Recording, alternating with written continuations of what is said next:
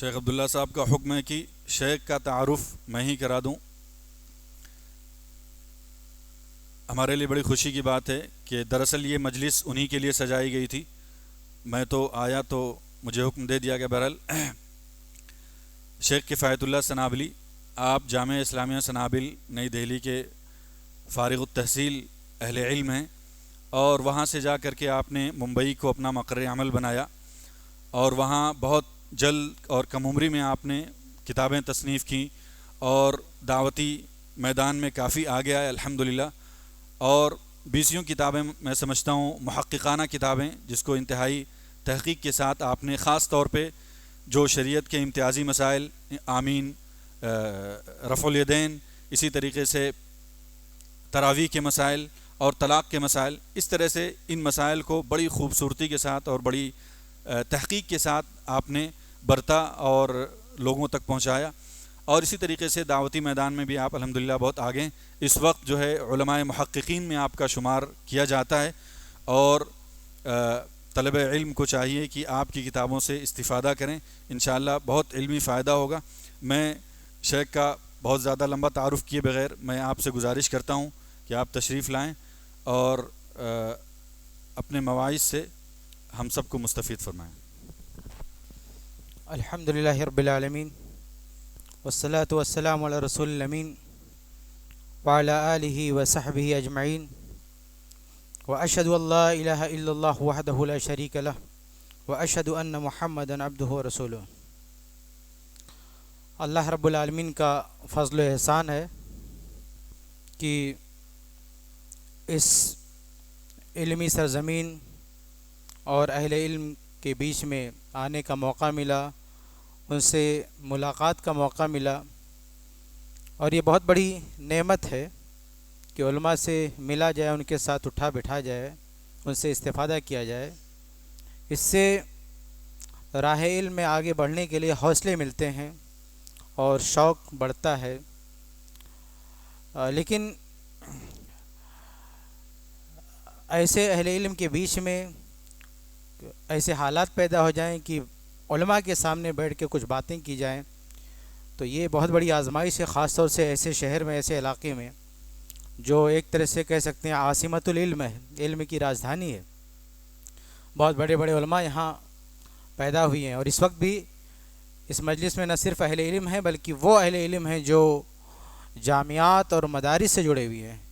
ایسے علماء کا علم سب سے اعلیٰ ہوتا ہے جو مدارس سے جڑے ہوتے ہیں، جو جامعات سے جڑے ہوتے ہیں، اور ان میں بھی اللہ کے فضل و کرم سے ایسے علماء جو اپنی زندگی کا بہت بڑا حصہ گزار چکے ہیں، خاص طور سے شیخ محفوظ الرحمن حفظہ اللہ، جو نہ صرف اس علاقے کے لیے بلکہ پوری ملک میں کبار اہل علم میں ان کا شمار ہوتا ہے۔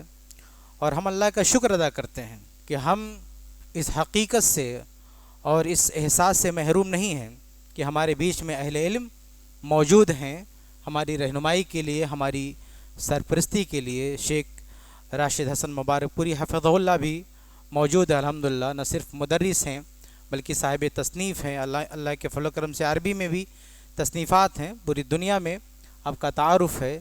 تو ایسے لوگوں کے بیچ میں باتیں کرنا بہت بڑی آزمائش کی بات ہے، آسان نہیں ہے۔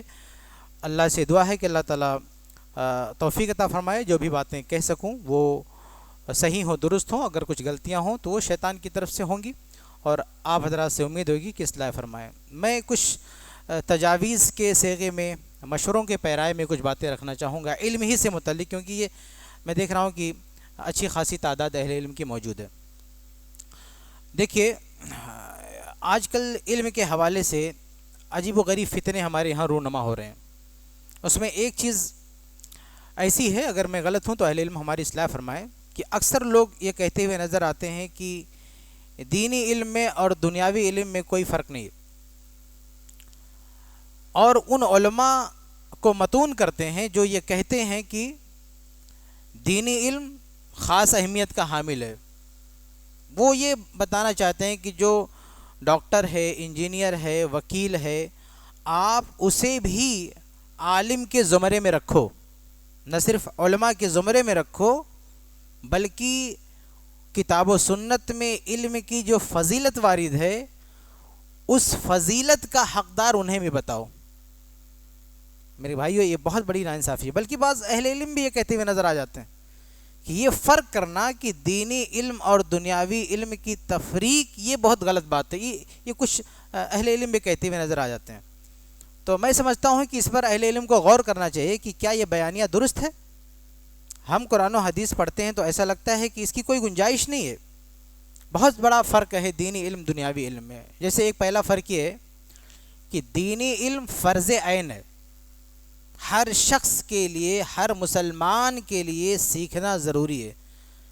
ابن ماجہ کی حدیث کو شیخ البانی نے صحیح الجامع میں صحیح قرار دیا ہے، طلب العلم فریضۃ علی کل مسلم، کہ علم کا حاصل کرنا یعنی علم دین کا حاصل کرنا ہر مسلمان مرد عورت پر فرض ہے۔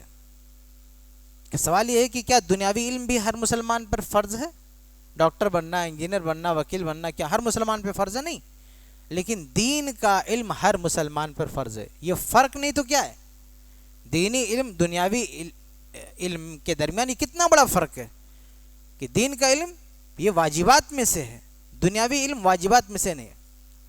دوسرا ایک فرق یہ ہے کہ دینی علم حاصل کرنے کے بعد اس کی پریکٹس ضروری ہے، اس پہ عمل کرنا ضروری ہے۔ آپ نے نماز سیکھا، نماز پڑھنا ضروری ہے۔ آپ نے قرآن سیکھا، قرآن پڑھنا ضروری ہے۔ آپ صاحب نصاب ہوئی، آپ کو زکوٰۃ دینا ضروری ہے۔ لیکن جو دنیاوی علم ہے وہ کتنا بھی آپ نے سیکھ لیا، عمل کرنا ضروری نہیں ہے۔ آپ ڈاکٹر ہیں، ضروری نہیں کہ آپ اس کی پریکٹس کریں، آپ کوئی اور فیلڈ میں جا سکتے ہیں۔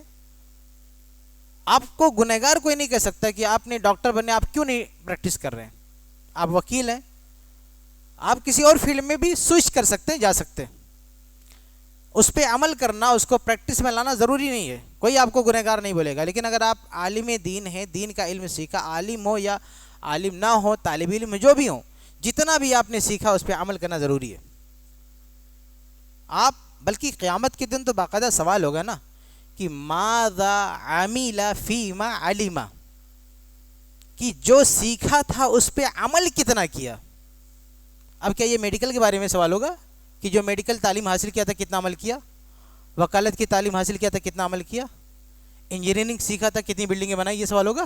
سوال ہوگا کہ دین کا علم کتنا سیکھا تھا، کتنا عمل کیا۔ یہ فرق ہے۔ اس کے علاوہ آپ دیکھیں کہ دینی علم کے حصول کو نفلی عبادت سے بھی بہتر قرار دیا گیا۔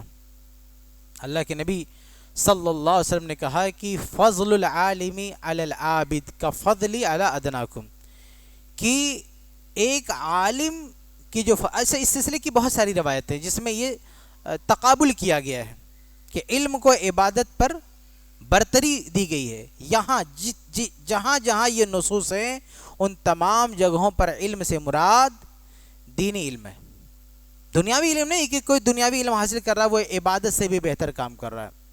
تو ایسے بہت سارے نصوص آپ کو ملیں گے قرآن و حدیث میں جن کا واضح مطلب یہ ہے کہ وہاں بات دینی علم کی ہو رہی ہے، دنیاوی علم کی نہیں رہی ہے۔ آپ دیکھیں صحیح مسلم کی حدیث ہے، اللہ کے نبی صلی اللہ علیہ وسلم نے صحابہ کرام جو تعبیر کرتے تھے کھجوروں کی، جب منع فرمایا تو کچھ ان کا نقصان ہوا۔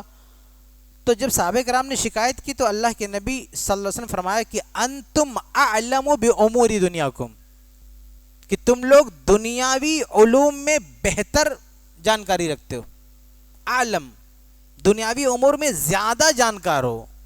یہ کتنی واضح دلیل ہے، صحیح مسلم کی حدیث ہے کہ دینی علم اور دنیاوی علم میں فرق ہے۔ اللہ کے نبی نے اپنے دینی علم کے بارے میں تو کبھی نہیں کہا کہ آپ لوگ مجھ سے زیادہ دین جانتے ہو۔ صحابہ کرام کا اٹھتے بیٹھتے یہی جملہ ہوتا تھا، اللہ و رسولہ اعلم، اللہ و رسولہ عالم، یعنی دین کے معاملے میں۔ لیکن دنیا کے بارے میں اللہ کے نبی کہہ رہے ہیں کہ انتم اعلم، تم لوگ بہتر جانتے ہو۔ اس لیے میرا یہ مشورہ ہے، میں یہ سمجھتا ہوں کہ آج جو یہ بات گھول کے پلائی جا رہی ہے نوجوانوں میں کہ دینی علم دنیاوی علم برابر ہے، یہ ٹھیک نہیں ہے۔ اس کا سب سے بڑا نقصان یہ ہے کہ جو عصری تعلیم حاصل کرتا ہے وہ یہ سمجھ لے گا کہ ہم بے نیاز ہیں دینی علم کے حصول سے۔ ہم یہ نہیں کہتے ہیں عصری تعلیم حاصل نہ کریں، جتنا چاہیں آپ حاصل کریں، کوئی مسئلہ نہیں، لیکن ساتھ میں دینی علم بھی حاصل کریں۔ لیکن اگر ہم یہ ان کو سکھائیں گے کہ یہ عصری تعلیم اور دینی تعلیم میں کوئی فرق نہیں ہے تو وہ یہ سمجھے گا کہ اب ہم نے عصری تعلیم حاصل کیا تو ہم علماء کے برابر ہیں۔ بلکہ ایک وکیل کے سامنے میں بیٹھا ہوا تھا، بڑا ذہین عقل مند وکیل تھا، میں بڑا متاثر ہوا، تو میں نے کہا کہ کاش آپ عالم ہوتے تو امت کو زیادہ فائدہ ہوتا. تو وہ بگڑ گیا، ارے کس نے آپ کو کہا کہ میں عالم نہیں ہوں؟ تو میں سمجھا ہو سکتا ہے کسی مدرسے سے پڑھا ہو، یہ میں جانتا نہیں تھا. میں کہا کہاں سے آپ کی فراغت ہے، کہاں سے تعلیم حاصل ہے، کس مدرسے کا؟ میں مدرسے کبھی نہیں گیا. میں کہا پھر کیسے عالم ہے؟ تو اس پہ حجت کرنے لگا کہ بھئی میرے پاس وکالت کا علم ہے، آپ مجھے عالم کیوں نہیں مانتے؟ تو میں نے کہا کہ اس نے یہ بھی کہا کہ بھئی دین کے بارے میں بہت سارے مسئلے جانتا ہوں، آپ مجھے عالم کیوں نہیں کہتے؟ تو میں نے کہا بھئی وکالت کے 2-3 مسئلے تو میں بھی جانتا ہوں، آپ مجھے وکیل مان لیں، ہم مجھے ایڈوکیٹ مانیں گے، آپ کسی کا کیس دیں گے میرے ہاتھ میں؟ تو یہ صورتحال ہے میرے بھائیوں کہ یہ جو بیانیہ ہے ہمارا نا کہ دین علم دنیاوی علم برابر ہے، اس کا یہ خطرناک انجام یہ ہے کہ لوگ علم دین کے حصول سے بے نیاز ہو رہے ہیں، وہ سمجھ رہے ہیں کافی ہے. اس لیے ہمیں یہ سمجھانا ہوگا کہ دینی علم دنیاوی علم میں فرق ہے، اور حقیقت میں شریعت نے فرق رکھا ہے. اچھا، یہ جو لوگ یہ کہتے ہیں نا کہ قرآن و حدیث میں جو علم کے فضائل ہیں وہ ہمیں بھی دے دو، لیکن ایک موقع ایسا آتا ہے کہ یہ لوگ خود کہنے لگتے ہیں کہ نہیں، دینی علم اور دنیاوی علم میں فرق ہے. جیسے وہ حدیث ہے نا صحیح مسلم وغیرہ کی کہ قیامت کے دن سب سے پہلے جہنم میں کس کو ڈالا جائے گا؟ اس میں ایک ہے کہ عالم کو ڈالا جائے گا، عالم قاری قرآن سب سے پہلے جہنم میں ڈالا جائے گا، کیونکہ اس نے ریاکاری کے لیے علم حاصل کیا، دو لوگوں کے دکھاوے کے لیے جو ہے اس نے قرآن پڑھا. تو جب یہ حدیث آتی ہے تو یہ لوگ کہتے ہیں، یہی ڈاکٹر انجینئر وغیرہ کہتے ہیں نہیں اس سے مراد وہ امامت کرنے والا مولوی ہے، مدرسے میں پڑھانے والا مولوی، ہم نہیں ہیں. تو جب یہ حدیثیں آتی ہیں نا، جب جہنم میں جانے کی بات ہوتی ہے تو کہتے ہیں نہیں، وہ چھانٹ دیتے ہیں، نہیں دین علم دنیا میں فرق ہے. اور جب وہ ملائی لینے والی بات ہوتی ہے نا، جب فضیلت کی بات ہوتی ہے تو کہتے ہیں نہیں، ہم بھی انکلوڈ ہیں اس میں. یہ کتنی بڑی دوگلی پالیسی ہے بھائی. قرآن و حدیث میں علم کے جو فضائل ہیں آپ بولو کہ ہم کو بھی اس میں شامل کر لو، اور جب بات آئے وعید کی، آزمائش کی، تو کہتے ہیں ہم کو الگ کر دو، آپ اکیلے جاؤ جہنم میں. تو یہ پہلا مسئلہ ہے، اس پہ غور کرنا چاہیے علماء کو کہ کیا یہ بولنے دیا جائے لوگوں کو کہ دونوں میں کوئی فرق نہیں ہے، اور اس کا جو انجام ہمارے سامنے آ رہا ہے وہ ہونے دیا جائے. میرے خیال سے اس پہ غور کرنا چاہیے. دوسری بات یہ ہے میرے بھائیوں کہ ایک طرف تو نوجوان یہ سوچ کر کہ ہم بھی عالم ہیں علم حاصل نہیں کرتا، دوسری طرف اگر کسی کے سمجھ میں آتا ہے کہ ہمیں بھی علم حاصل کرنا چاہیے، تو علم کے تعلق سے دوسرا فتنہ ہمارے یہاں ہے کہ جب وہ علم سیکھنے کی کوشش کرتا ہے تو علم دین سیکھنے کی جو ترتیب ہے اس کا خیال نہیں رکھتا. علم سیکھنے کی ایک ترتیب ہے، سب سے پہلے آپ کو عقیدہ سیکھنا ہے، نماز سیکھنا ہے، روزہ سیکھنا ہے. دیکھیے صحیح بخاری کی حدیث ہے کہ اللہ کے نبی صلی اللہ علیہ وسلم نے معاذ رضی اللہ تعالیٰ عنہ کو جب بھیجا یمن معلم بنا کر، عامل بنا کر، تو ان کو کیا کہا کہ ادعوہم الی شہادت اللہ الہ الا اللہ. سب سے پہلے انہیں اقرار شہادتین کی طرف بلانا، یعنی توحید کی طرف بلانا. وہ مان جائیں تو فَأَعْلِمْهُمْ أَنَّ اللَّهَ قَدِ افْتَرَضَ عَلَيْهِمْ 5 صلوات. تو اگر یہ مان جائیں تو اس کو 5 وقت کی نماز سکھانا، زکوٰۃ سکھانا، یہ ترتیب دیا کہ یہ سکھانا. لیکن آج اچھا محدثین کی آپ کتابیں دیکھیں، صحیح بخاری، صحیح مسلم، سنن اربعہ وغیرہ، تو اس میں آپ کو جو فقہی ترتیب نظر آئے گی اس میں یہ ترتیب بھی آپ کو دکھے گی کہ نماز سکھائی جا رہی ہے، عبادتیں سکھائی جا رہی ہیں، نہانے دھونے کے طریقے سکھائے جا رہے ہیں، اور پھر ایسے ایسے آگے الاہم فالاہم آگے بڑھا جاتا ہے. لیکن آج ہمارے نوجوانوں کی ایک بڑی تعداد ہے، جب وہ علم سیکھنے بھی آتی ہے تو شروعات کہاں سے؟ مشاجرات صحابہ سے. شروعات کہ علی حق پر یا معاویہ حق پر ہے، اسی سے شروع اور اسی پہ ختم، اور سمجھتے ہم بہت بڑے علامہ ہیں، بہت بڑا علم ہم نے سیکھ لیا. اس کے علاوہ کچھ نہیں. ان کے سیکھنے کی شروعات اور اختتام یہیں پر ہوتا ہے کہ صحابہ میں کون حق پر تھے، کون باطل پر تھے. بتائیے، یعنی فتن سے متعلق ان کی دلچسپی، قیامت کی نشانیوں کے بارے میں بحث و تکرار. حالانکہ آپ فقہی کتابوں کو دیکھیں، حدیث کی کتابوں دیکھیں، یہ ساری باتیں بہت آخر میں محدثین ذکر کرتے. نماز روزہ سکھانے کے بعد یہ باتیں، کتاب الفتن آپ جا کے کسی بھی حدیث کی کتاب میں دیکھیں، کتاب الفتن کس نمبر پر محدثین ذکر کرتے ہیں. لیکن ہمارا نوجوان اگر علم کی طرف آتا بھی ہے تو شروعات کتاب الفتن سے کرتا ہے، شروعات عقیدے اور نماز سے نہیں کرتا، شروعات کتاب الفتن سے کرتا ہے. نوجوانوں کو صحیح رخ پہ لانا ضروری ہے کہ اگر آپ علم دین سیکھنا چاہتے ہو تو تمہاری ابتدا کہاں سے ہونی چاہیے. ابھی ہم لوگ ایک لائیو اسٹریم میں تھے، شیخ سرفراز نے سوال کیا، ایک بندہ آ کے صحابہ کرام پہ، امیر معاویہ پہ اعتراض کر رہا ہے. شیخ سرفراز نے پوچھا کہ ارکان ایمان کتنے ہیں؟ اس کو نہیں پتا، کہہ رہا نہیں جانتا میں. آپ سوچیں کہ ایمان کے بارے میں نہیں پتا اس کو، اور وہ یہ جاننے کی کوشش کر رہا ہے کہ علی اور معاویہ رضی اللہ عنہما میں کون حق پر ہیں. یہ کتنے بڑے جو ہے بدنصیبی کی بات ہے. تو یہ دوسرا ایک فتنہ ہمارے یہاں علم کے نام پر یہ ہے کہ جو سیکھنا چاہیے وہ نوجوان نہیں سیکھنے کی کوشش کر رہا ہے, جو لاسٹ میں اگر ضرورت پڑے تو آدمی اس کو پڑھ سکتا ہے, اس کو سب سے اول نمبر پہ رکھا. تو اس کی بھی ہمارے خیال سے اصلاح ہونی چاہیے, اس پہ توجہ دینی چاہیے. تیسرا ہمارے یہاں فتنہ یہ ہے علم کے حوالے سے کہ اگر کوئی آدمی یہاں تک بھی سمجھ حاصل کر لیتا ہے کہ چلو بھائی علم دین سیکھنا ہے, وہ بھی عقیدہ اور روزے سے شروعات کرنی ہے, تو بھی یہ سیکھنا کس سے ہے اس حوالے سے وہ کنفیوز ہے. اس کے اندر اگر یہ من بن بھی جاتا ہے نا کہ ہمیں دین سیکھنا ہے اور سب سے پہلے عقیدہ روزہ سیکھنا ہے, تو اس کے بعد اس کے اندر بگاڑ آتا ہے کہ وہ یہ نہیں جانتا کہ یہ چیزیں کن سے سیکھنا چاہیے. آج یوٹیوب کا زمانہ ہے, کوئی بھی آدمی کھڑے ہو کے دین سکھا رہا ہے اور آدمی اس سے سیکھنا شروع کر دیتا ہے.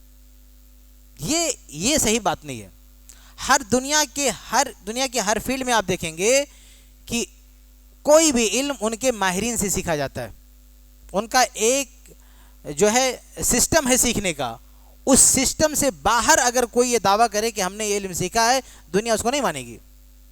کوئی آدمی میڈیکل کالج میں نہیں گیا, ماہر ڈاکٹروں کی نگرانی میں نہیں رہا, ان کے ساتھ پریکٹس نہیں کیا اور ایسے بیٹھے بٹھائے 2-3 میڈیکل کتابیں پڑھ کے اور اسپتال کھول کے بیٹھ جائے کہ میں آپریشن کروں گا, کوئی جائے گا اس کے پاس؟ نہیں جائے گا. تو ہم نے دین کے معاملے کو کیسے اتنے ہلکے میں لے لیا کہ کوئی بھی آدمی کھڑا ہو کے اور آپ کو کہے کہ میں دین سکھاتا ہوں, آپ جا کے اس سے عقیدہ سیکھ رہے ہیں, اس سے آپ نماز سیکھ رہے ہیں, اس سے آپ دین کی بنیادی باتیں سیکھ رہے ہیں. تو یہ چیز بھی غلط ہے کہ ہر ایک سے سیکھنا شروع کر دیا جائے. اگر دین سیکھنے کا جذبہ ہے تو ہماری ذمہ داری ہے کہ ہم جو حقیقت میں علماء ہیں ان سے دین سیکھنے کی کوشش کریں. اچھا, ایک مسئلہ اور بھی ہے کہ اگر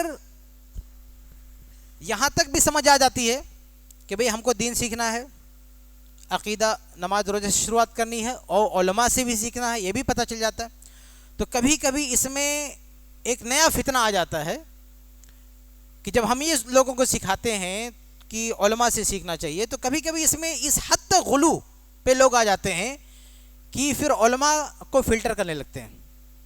یعنی ان کی نظر میں پھر کوئی ہندوستان میں یا پوری دنیا میں کوئی عالم رہ نہیں جاتا ہے, پوری دنیا میں 1-2 عالم بچتے ہیں, بس انہی سے سیکھنا, باقی کسی سے نہیں سیکھنا. اس طرح کی باتیں سننے میں آتی ہے کہ ہندوستان میں کوئی عالم ہے ہی نہیں جس سے سیکھا جائے. یہ اس وقت کا بہت ہی بدترین فتنہ ہے, بہت ہی بدترین فتنہ ہے کہ لوگوں کو جو ہے علماء سے کاٹ دیا جائے. مقامی علماء بہت سارے مسائل جس خوش اسلوبی کے ساتھ مقامی علماء سکھا سکتے ہیں, دور کے علماء نہیں سکھا سکتے, الا یہ کہ آپ جا کے ان کے ساتھ بیٹھیں, ان کے ساتھ رہیں. لیکن آج ایسے لوگ جو ہندوستان سے باہر نہیں نکل سکتے, نہیں جا سکتے, ان کو یہ پابند کیا جا رہا ہے کہ تمہیں اگر دین سیکھنا ہے تو 2-3 علماء ہیں پوری دنیا میں, ان کے علاوہ آپ کسی سے دین نہیں سیکھ سکتے. پھر یہاں کے علماء کس کام کے بھائی؟ تو یہ ایک اچھا یہ فیصلہ کرنے والے, اچھا یہ جو فتنہ ہے صرف ہندوستان میں نہیں ہے, پوری دنیا کا یہ فتنہ ہے کہ علماء کے خلاف لوگوں کو بدظن کرنا. اسی لیے آپ دیکھیں کہ علماء عرب کے بہت سارے علماء کو کتابیں لکھنی پڑی. شیخ ابو بکر زید رحمہ اللہ, ان کی کتاب ہے تصنیف الناس بین الظن والیقین.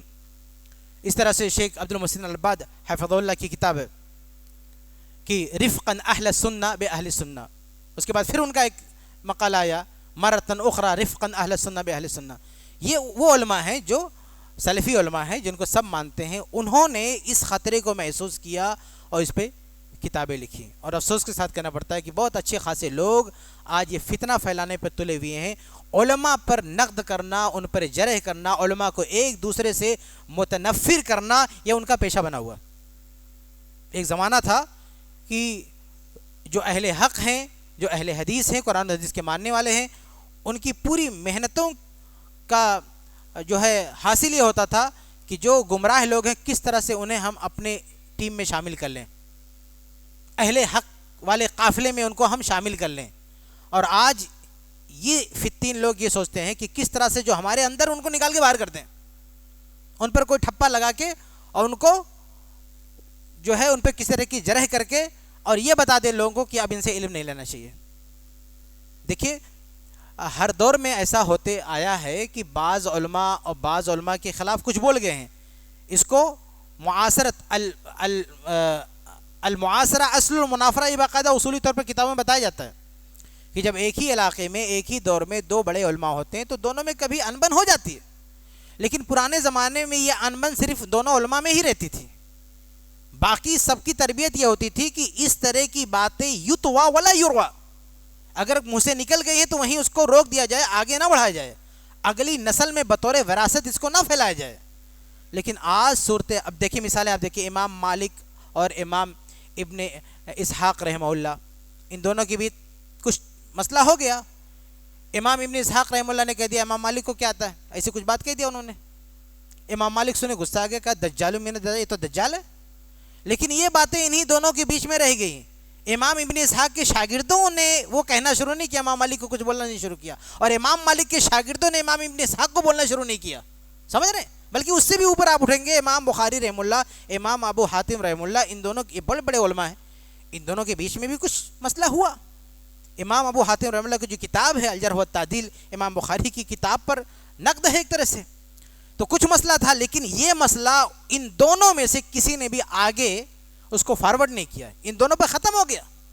امام بخاری رحمہ اللہ نے تو بالکل اس کو سیریس نہیں لیا، کسی بھی درس میں اپنے شاگردوں کی یہ ذہن سازی نہیں کی کہ اس کا غیر منہجی ہو گیا، بگڑ گیا، یہ ہو گیا، وہ ہو گیا، نہیں.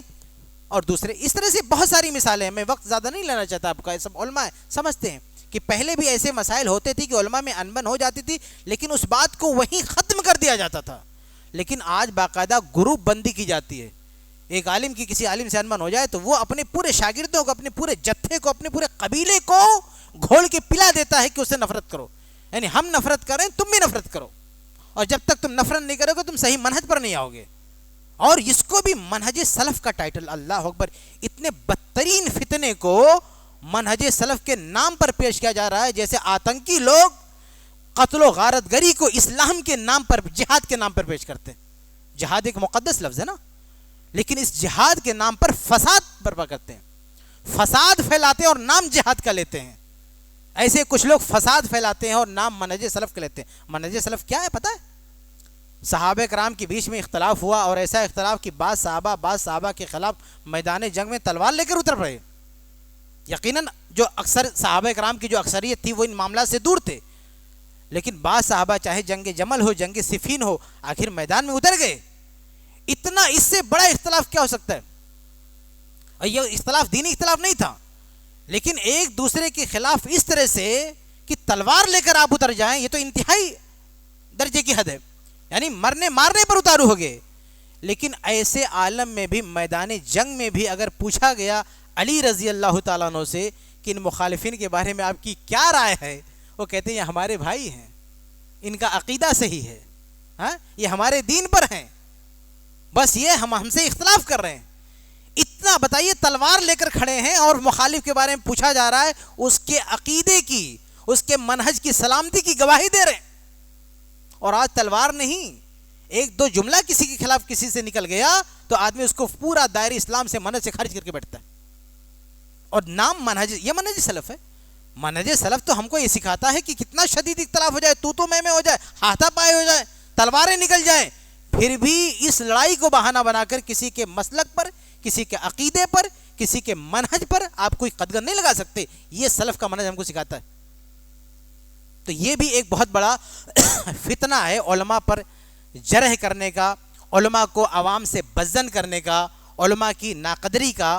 تو اس طرح سے اگر اس فتنے کو نہیں روکا گیا میرے بھائی، تو آپ دیکھیں گے جو لوگ زندہ رہیں گے دیکھیں گے کہ کس طرح سے ہر عالم ایک دوسرے کے خلاف بولتے ہوئے نظر آئے گا. علماء کا آپس میں ان کی محبت، آپس میں ان کی مودت یہ ختم ہو کر رہ جائے گی. ہر عالم کے نام کا ایک جتھا بنا رہے گا.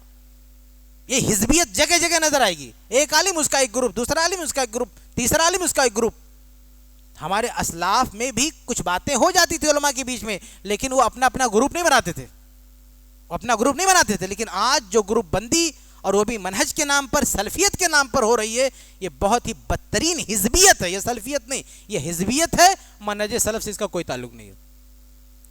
تو یہ دو انتہا، ایک انتہا یہ ہے کہ کسی سے بھی سیکھنا شروع کر دیا جائے، اور دوسری انتہا ہے کہ بس پوری دنیا میں دو تین لوگ ہیں سکھانے کے لائق، باقی کوئی نہیں ہے.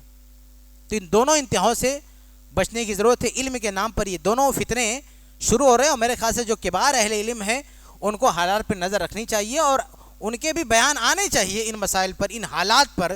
جیسے علماء عرب نے باقاعدہ نہ صرف بیان دیا بلکہ کتابیں لکھیں کہ یہ چیز ٹھیک نہیں ہے, باقاعدہ انہوں نے کتابیں کی وضاحت کی, بہت سارے علماء نے آڈیو میں, ویڈیو میں, کتابوں میں, کہ یہ فتنہ ہے, یہ ٹھیک نہیں ہے. ہمارے یہاں بھی یہ فتنہ سر اٹھا رہا ہے, ابھی اس کی ابتدا ہے, ابھی اس کا سر کچل دے تو شاید یہاں کی عوام, یہاں کی علمی فضا محفوظ رہے, ورنہ آگے اس کے خطرات جھیلنے پڑتے. پھر ایک وقت آئے گا لوگوں کو خود سمجھ میں آ جائے گا. شیخ ربیع بن ہادی المدخلی رحمہ اللہ کے حفظہ اللہ کے نام پہ بہت سارے لوگ کیا کیا باتیں کرتے ہیں, لیکن انہوں نے اپنی آخری زندگی میں بہت ہی سختی کے ساتھ اپنے ماننے والوں اور اپنا نام لینے والوں, اپنی طرف انتساب کرنے والوں کو تاکید کی کہ انٹرنیٹ پر یا ادھر ادھر جو آپس میں تو میں ہو رہا ہے اس کو بند کر دو.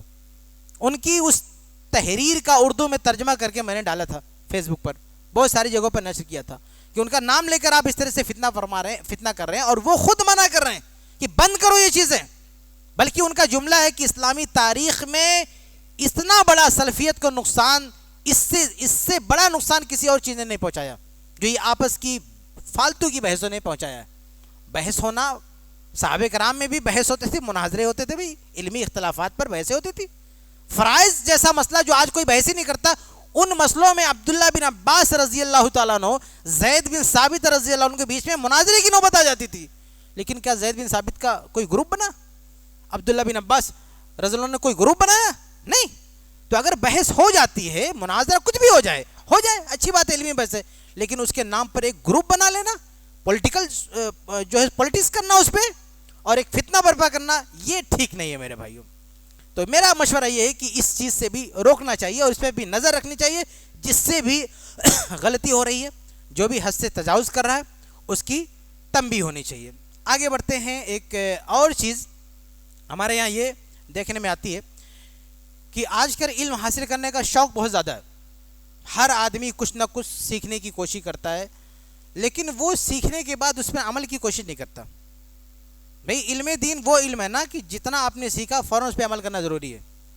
ایسا نہیں, یہ کوئی میڈیکل کا علم نہیں ہے کہ آپ سیکھو, سیکھنے کے بعد پریکٹس کرو گے, اس کے بعد سیکھنے کے بعد جا کے آپ کسی ڈاکٹر کے تحت کام کرو گے, اس کے بعد آپ اپنا مطلب کھول کے بیٹھو گے.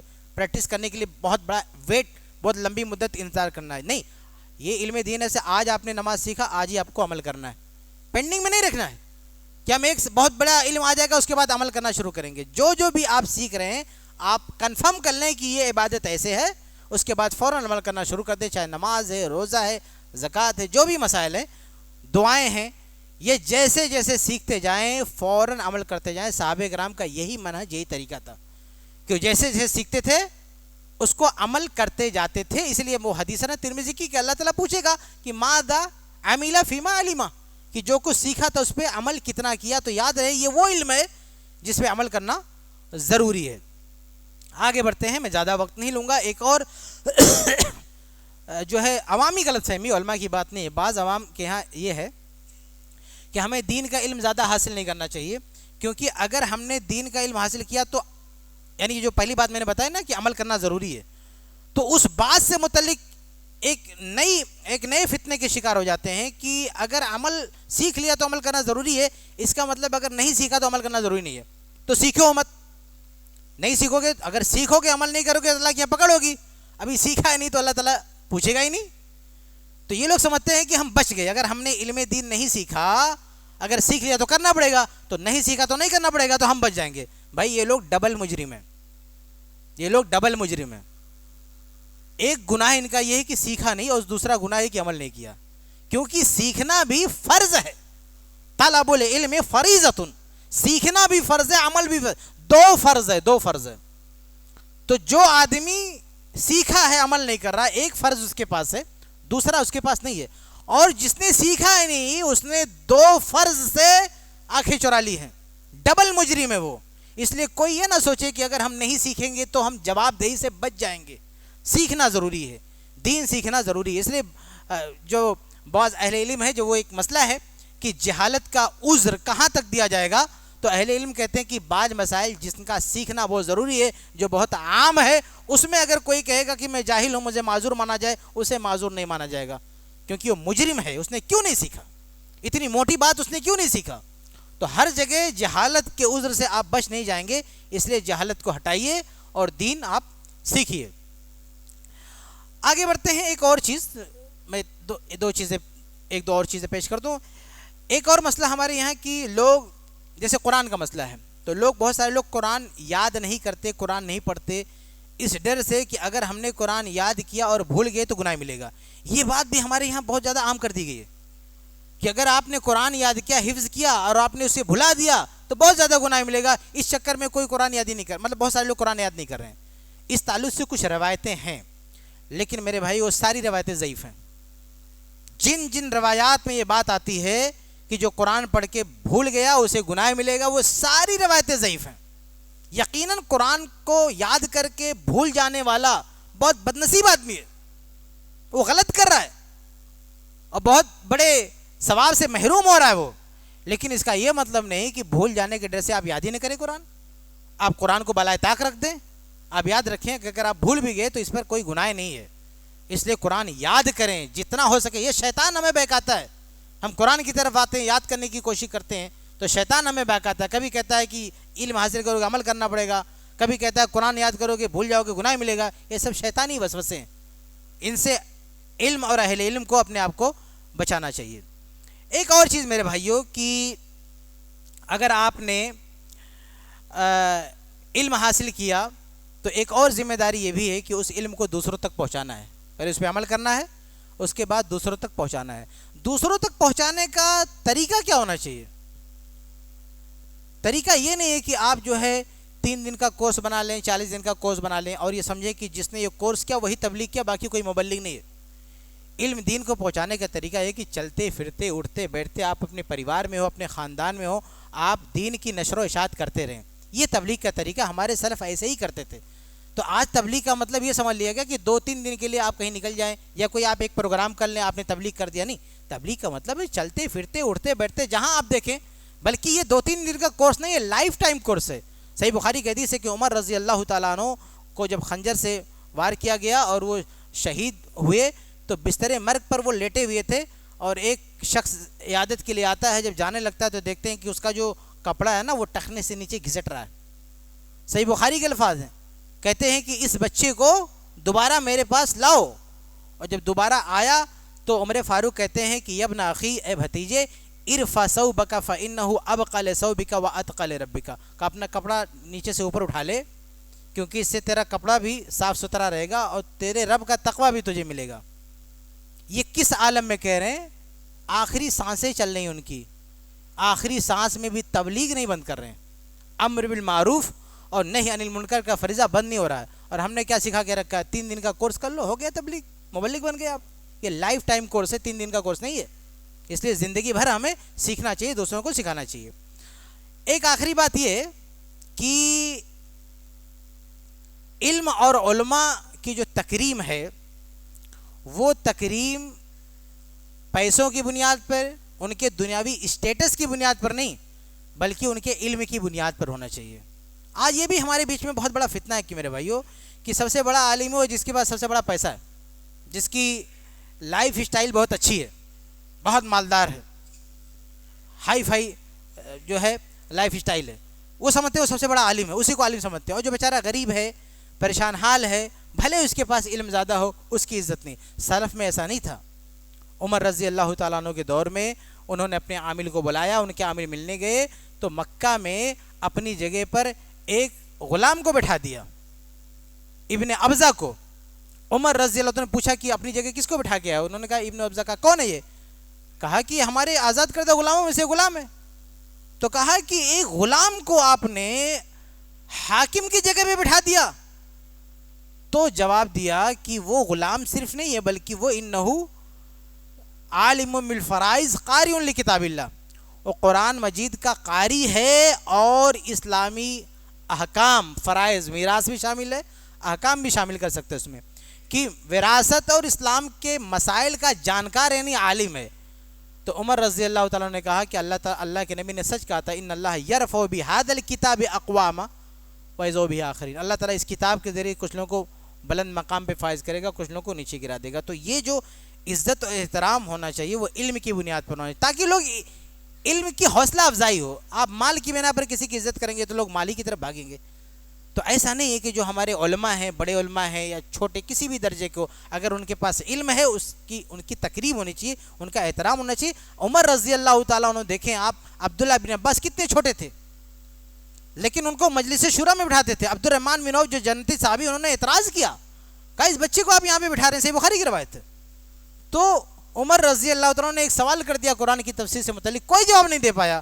عبداللہ بن عباس رضی اللہ تعالیٰ نے اس کا صحیح جواب دیا، یہ لمبی حدیث سے صحیح بخاری میں موجود ہے۔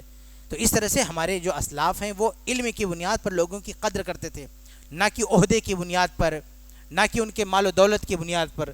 تو ہم بھی علم کو اگر فتنے سے بچانا چاہتے ہیں تو حقیقی علم کی قدر کریں، اس کے ساتھ کسی اور چیز کو جوڑ کر علم کی اہمیت کو سمجھنے کے لیے ضروری نہیں ہے کہ وہ مال سے جڑے یا وہ عہدے سے جڑے، بلکہ وہ اس کے پاس اگر کتاب و سنت کا علم ہے، صحابہ کرام سے اس کا واسطہ ہے، سلف کی راہ پر ہے، تو ہمیں اس کا احترام کرنا چاہیے، ایسے لوگوں کو حوصلہ دینا چاہیے۔ یہ چند باتیں تھیں جو میں نے بطور تجاویز آپ کے سامنے رکھی ہیں، اگر یہ صحیح ہیں تو اللہ تعالیٰ اس پہ عمل کی توفیق دے، اگر غلط ہے تو یہ سب شیطان کی طرف سے ہے۔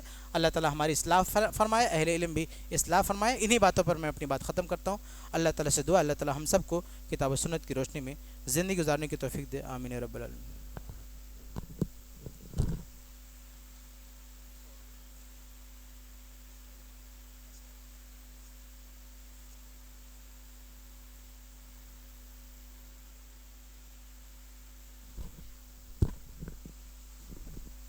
جزاکم اللہ حسن الجزا۔ یہ تھے فضیلت الشیخ کفایت اللہ سنابلی حفظہ اللہ، جو ہمارے درمیان بہت ہی اہم موضوع پر خطاب فرما رہے تھے۔ بہت ہی مختصر مگر بہت ہی جامع خطاب ہمارے سامنے آپ نے پیش کیا ہے۔ اللہ رب العالمین سے دعا ہے کہ اللہ تعالی ہم تمام لوگوں کو آپ کے ذریعے اور شیخ راشد حسن صاحب کے ذریعے کہی گئی باتوں پر عمل پیرا ہونے کی اللہ تعالی توفیق عطا فرمائے، ہم سب کو اس کو عملی جامہ پہنانے کی توفیق عطا فرمائے۔ میں آپ تمام حضرات کے شکریہ کے ساتھ آج کے اس پروگرام کے اختتام کا اعلان کرتا ہوں۔ آپ تمام حضرات کا بہت بہت شکریہ، جزاکم اللہ خیر۔ سبحانک اللہم ربنا و بحمدک، اشہد ان لا الہ الا انت، استغفرک و اتوب الیک۔